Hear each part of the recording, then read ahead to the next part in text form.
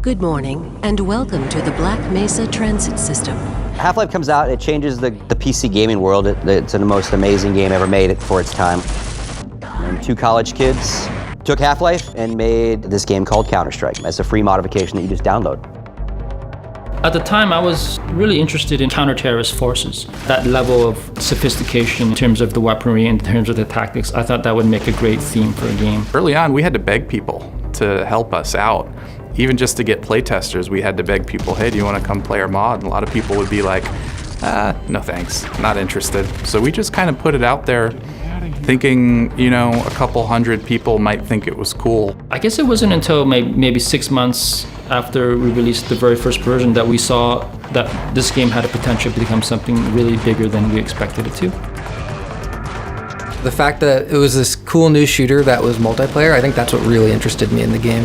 It was not about shooting people to me, it was about strategy and outsmarting your opponents. Counter-Strike was different than anything else. You had to buy your weapons, only a couple bullets killed you. You went and did something risky early or something stupid, you were stuck watching for the full 5 minutes.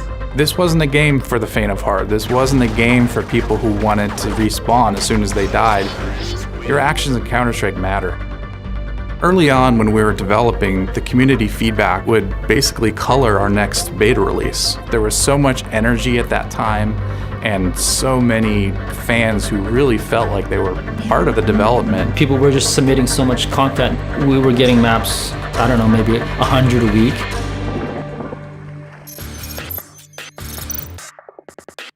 As we released a couple of betas, we had been talking to Valve that whole time because they had noticed the player numbers for Counter-Strike were pretty high.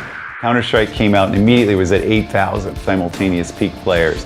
A week later it was at 12,000, a month later it was at 16, and we saw that there was something happening here. And so we immediately said, you know, we've got to find a way to work with these guys.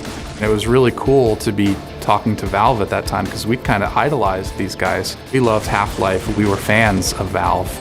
Valve came on board around Beta 5. When they came on, that was the point where it really just took off. Counter-Strike started out as the side event at the CPL tournament while Quake was the big game. In 2001, Counter-Strike took over the venue. The key for Counter-Strike in me is very early on it became like kind of a global game. You know, it was one of the first esport that wasn't just like a few countries are really into it or just one region's into it. It's like nearly the whole world to some degree was interested in Counter-Strike. So it was only actually changes within the community that changed how the game was played and how you conceive of what is Counter-Strike, which is this 5v5 defusal game that eventually later had a lower round timer, only uses these certain maps. Like when we first had the first tournaments, no one knew what the good maps were. So we used to play almost all the maps. Like even into 1.6, Valve always understood the community were a big part of Counter-Strike, and that was really the one thing that they never really changed. So when Counter-Strike first became a Valve property, one of the immediate tasks was to figure out what was going on with updates. Having Steam to automatically do your updates for you is almost life-changing at this point. Whereas actually back then, when the patch comes out, that's depressing because now I know I'm not going to be playing for 2 days because not only do I have to download it, which will take me many hours, but the download speed's going to go a lot slower because there was no Steam. So as a result, everyone in the world is now trying to download that one patch from that one server. You know, that was really the genesis of the idea for Steam, was to figure out how could we automatically update all these folks. Source blows my mind that people have almost kind of omitted it from Counter-Strike history. It did have some issues at launch, I don't think there's any doubt about that, which did turn a lot of the people off because obviously if you've got an existing game that's been out for years and it's great and everything works perfectly fine because it's been tweaked, and then you've got something new and it doesn't quite work, obviously you're gonna stick to the one that you know and stick to the one that you feel is complete. I thought the game was great.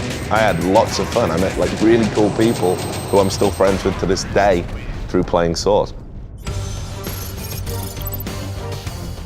CSGO, it felt like the last hope for Counter-Strike in many ways. And what was a very pleasant surprise was actually within 6 to 12 months of the initial release, the game was improving very quickly in fact, much quicker than normally you would expect. The difference with CSGO was that they introduced matchmaking. Prior to matchmaking, you would join a server and you didn't know the skill level of the players that were on the server. Compared to today's, where they automatically find the best match for you, and it's very automated, and I think in that sense it made it very user-friendly. The skins update was a big change for the community, giving you something you can buy, something that you can customize your guns. It's done where it doesn't necessarily impact gameplay, but it gives people this exciting element to keep coming back and keep playing to get more skins. In CSGO, you have the ability for the community members to support the game with all of their content. I think the workshop has over 150,000 items in it, and people will aspire to have those items or better designs or things like that, or have their own designs in the game, where people can design maps, and the ones that are the most popular get put in the game itself. I just decided it's something I wanted to do. To be able to create something that the community was able to play and they do enjoy, that's awesome. Sometimes I go to events and people tell me Cache is their favorite map, and I would have never imagined that that would have happened. One of the biggest things about Counter-Strike, just how it's always been evolving, but yet the fundamentals of it haven't really changed at all. And it's the community involvement that I think has been so big to the growth of it over time. That sort of immediate feedback loop, which was so important early on and guided every single beta release, is still happening today with our Steam releases, where we're updating even more frequently than we did back then.